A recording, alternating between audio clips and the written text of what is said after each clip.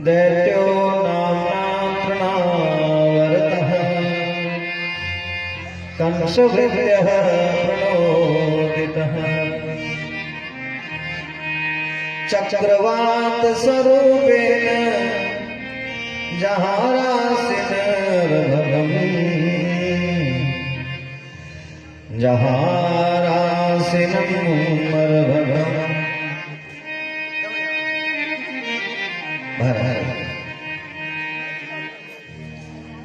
कल के कथा में हम सबने श्रवण किया।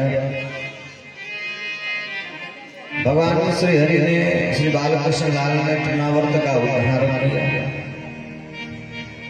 वसुदेव जी ने अपने कुल गुरु गर्गाचार्य जी को भेजा, जाइए मेरे बच्चों का नामकरण कराइए।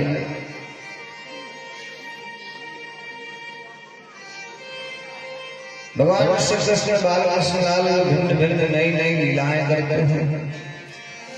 मैया यशोदा, नंदलाल जी, ब्रज के ब्रजवासी, गोप बाल गोपियां सब हर्षित होते हैं। गोपियों के निमंत्रण पर भगवान गोपियों के घर माखन चोरी करते हैं। भगवान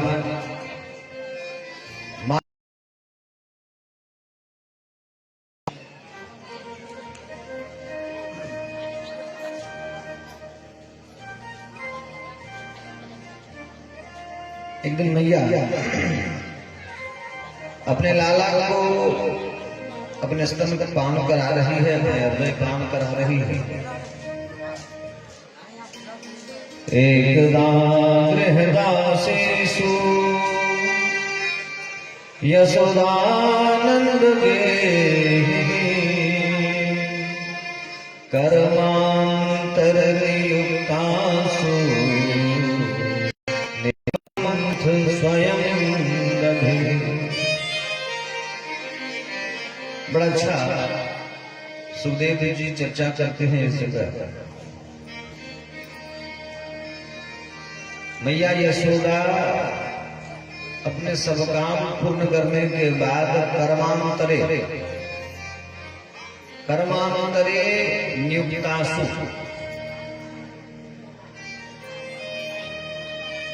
खुद को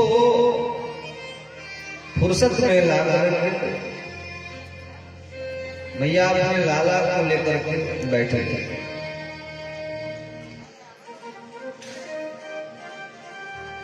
तो क्या घर में और काम नहीं था? बोले काम बहुत था। नियुक्तासु और काम में नियुक्त कर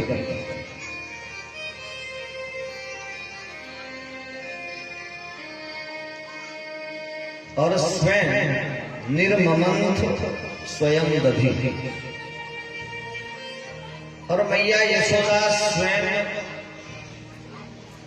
दही मथने लगे, यानी माखन निकालने लगे। क्यों भाई? अपने से राजा की पत्नी काम करेगी?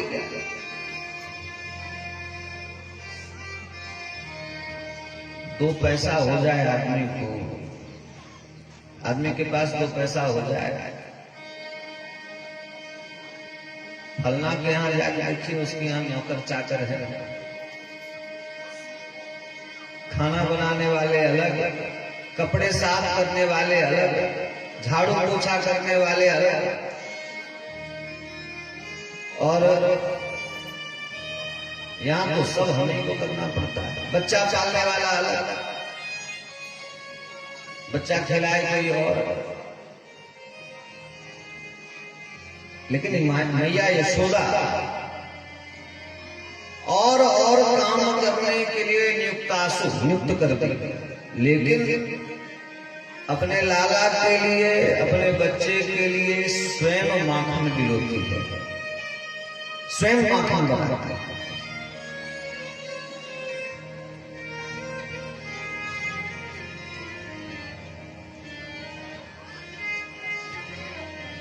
जितनी गोदी में आपका बच्चा जाता है,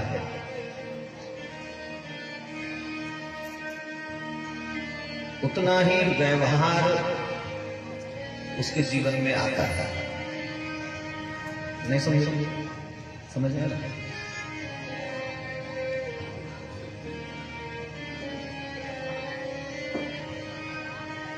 हर व्यक्ति की प्रकृति अलग है, और अगर आप अपने बच्चे को सबके पास भेजते हैं, आपका बच्चा सबके पास जाता है, तो थोड़ा थोड़ा गुण आपके बच्चे में सबका आता है। हमसे सब लोग कहते हैं कि आप अपने बच्चे को लेकर के चलते हैं,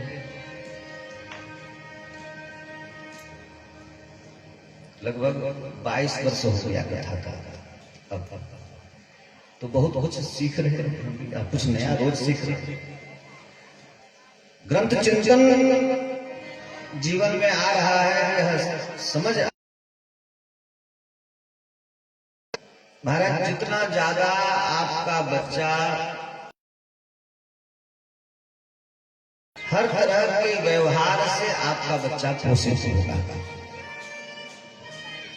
और जब आपका बच्चा बड़ा हो जाएगा, पढ़ने लायक हो जाएगा, तब क्या उसे छुट्टी मिलेगी? इसलिए बचपन में दादा के साथ खेले, दादी के साथ खेले, चाचा के साथ खेले, चाची के साथ खेले, चचेरे भाई, फुफेरे भाई बहन सबके साथ खेले। पहले बड़ी सुंदर व्यवस्था थी, लेकिन जैसे जैसे हम स्वार्थी होते गए, महाराज यहाँ नौकरी और इसका कोई ये नहीं है। असल में हम और आप स्वार्थी होते चले, जैसे जैसे हम और आप स्वार्थी होते चले गए, हम एकल परिवार में बढ़ते चले गए। क्योंकि एकल परिवार में जाएंगे तो हमको अपने भाई को नहीं देखना होगा, उसके बाल बच्चों को नहीं देखना होगा, चाचा को नहीं देखना होगा, और ऐसे में सबका गुण थोड़ा थोड़ा आपके बच्चे में आता था। आपका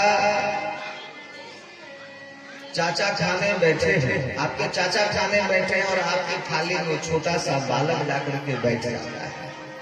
लेकिन आजकल के जन्म में कहते हो हम अपने बच्चा किसी जूठा नहीं खिलाते हैं।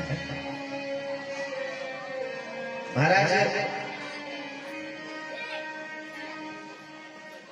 हाइजीनिक के मामले में अगर देखोगे तो जितना ज्यादा अपने परिवार के लोगों के साथ खाएगा उतना ज्यादा स्वस्थ होगा।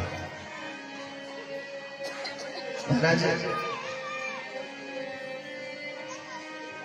दादा खाने बैठ गए, दादा के साथ आपका बच्चा बैठ जाता है तो दादा भी दो कोर खिला देता है, दो निवाला दादा का खा देता है। चाचा खाने बैठे और आपका बच्चा चाचा के पास चला गया तो एक दो कोर अगर वहां भी खा लिया तो एक दो उधर खा लेता है, और आप मर जाते हो, आपका बच्चा आपके हाथ से नहीं खाता है, आपके हाथ से नहीं खाता। आप रोते हैं, तड़पते हैं, छटपटाते हैं, लेकिन महाराज आप हार जाते हैं। इसके बाद भी आप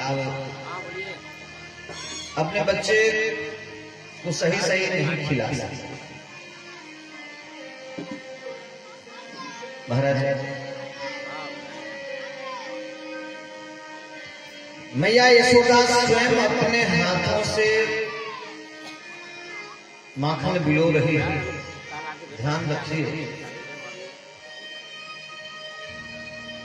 चाचा के साथ खेले, चाची के साथ खेले, अपनों के साथ खेले, लेकिन जिसको हम काम में नियुक्त करते हैं उसके साथ रखना रहना वो सही नहीं, यानी नौकर। बाल बच्चों को नौकर के पास मत छोड़ो। आप अगर अपने बच्चे को किसी नौकर के पास छोड़ देंगे तो आपके बच्चे का व्यवहार नौकर जैसा ही जाएगा, उसका चरित्र नौकर जैसा ही होता है।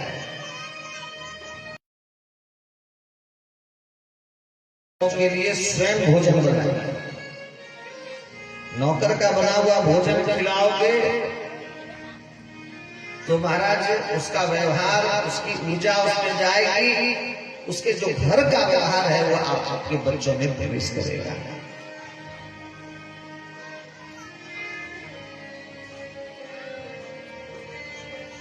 जितना ज्यादा आपका बच्चा आपके साथ रहता है उतना ज्यादा आपका संस्कार आपके बच्चे में आता है।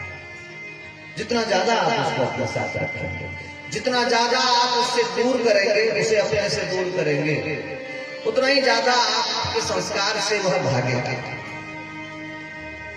महाराज इसलिए परिजनों के बीच रह करके ही बाल बच्चों का लालन पालन करना चाहिए।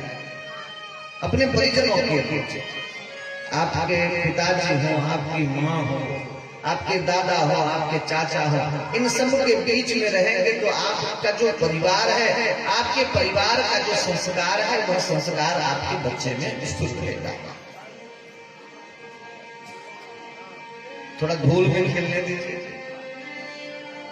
थोड़ा कीच में भी खेलने दीजिए, बहुत नहीं खेले, बहुत ना खेले, लेकिन थोड़ा धूल में भी खेलने दो, थोड़ा कीचड़ में भी खेलने दो। आजकल विदेशों में महाराज जहां बच्चे धूल में खेले ऐसे जगह आंगन की व्यवस्था करते हैं और उसका शुल्क लिया जाता है। हमारे यहाँ इतनी सुंदर व्यवस्था, हम अपने बच्चों को दूर करते हैं। तो शर्त यह है कि हम स्वयं अपने बाल बच्चों का काम स्वयं से करें। निर्ममंत स्वयं दधी।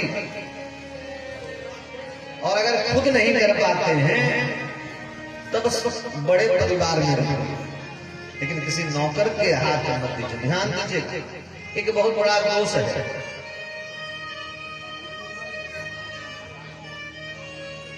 माँ बाप भाई बहन सबके साथ रहोगे, सबका भरण पोषण करोगे, ये भारी लगता है बेटा और बहू, लेकिन एक नौकर को 10,000 रुपया देने में भारी नहीं लगता है। जिससे तुम्हारे बच्चे का संस्कार बिगड़ने वाला है, वही 10,000 रुपया तुम अपने घर परिवार में खर्च कर दो, वही 10,000 रुपया अगर अपने परिवार के बीच में बांट दो तो प्रेम बड़ा सुदृढ़ रहेगा। लेकिन हमें वो अखड़ जाता है। लेकिन वही 10,000 हम किसी नौकर को दे देते। अभी गोड्डा में दूर की बात तो छोड़िए, सिर्फ बर्तन साफ करने का कितना लेता है? सेठाइन लोग से पूछती है,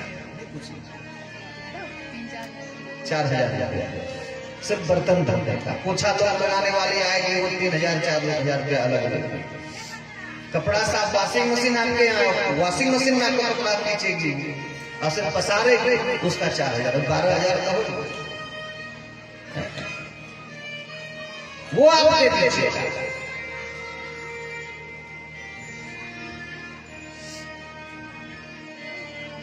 मैया को काम करते हुए ऐसा लगा कि मेरे लाला को भूख लग गई। मैया अपने लाला के पास आई जो खेल रहे थे, अपने गोदी में ले ली और अपने स्तन का पान कराने लगी, हृदय पान कराने लगी।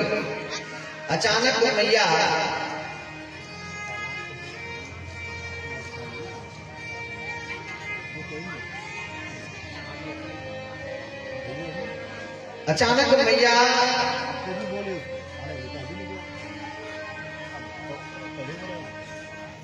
लाला को जमीन पर रख करके दौड़ पड़ती है। महाराज जैसे ही मैया अपने लाला को, बाल कृष्ण लाल को जमीन पर रखना चाहती हैं, लाला अपने मैया के आंचल पकड़ लेते हैं, जोर जोर से विलाप करने लगे, मैया हमें छोड़ करके ना जाओ, कहाँ जा रही हो, हमें भूख लगी है, आप हमें दूध पिला रही हो। मैया ने कही, लाला अगर मैं जल्दी नहीं गई तो दूध उफन कर चूल्हे से बाहर आ जाएगा। और बिना कुछ चर्चा के जबरदस्ती लाला को छोड़ दी, दौड़ करके गई और चूल्हे से दूध उतार करके नीचे की लौट करके मैया लाला के पास आई। कन्हैया बोलते हैं मैया तुम्हें मुझसे ज्यादा स्नेह, मुझसे ज्यादा प्रेम उस दूध से है। मैं भूखा था, मुझे मेरे भूख मिटाने के बजाय आपने चूल्हे से दूध उतारी कि थोड़ा सा दूध मिल जाएगा, थोड़ा सा दूध खराब हो जाएगा, तुम्हें हमसे स्नेह नहीं, प्रेम नहीं। महाराज यशोदा मैया कहते हैं रे लाला मुझे तुमसे ही प्रेम है। असल में ध्यान दीजिएगा, चूल्हे से दूध कभी भी उफान करके चूल्हे में नहीं गिरना चाहिए। दूध अगर उफान करके चूल्हे में गिर जाए तो आपके बच्चों की आयु कम होती है। इसलिए सफर करके मैया दौड़ी। मैया कहती अरे चूल्हे में दूध चला जाता, दूध जल जाता तो तेरी आयु कम होती लाला। तेरे से प्रेम है, तुमसे स्नेह है, वात्सल्य है, तुम्हारे लिए दौड़ी, मैं किसी और के लिए नहीं दौड़ी। लेकिन लाला अंदर गए, कमरे में गए, जितने बर्तन थे माखन के, दही के, दूध थे, के सबको फोड़ गए।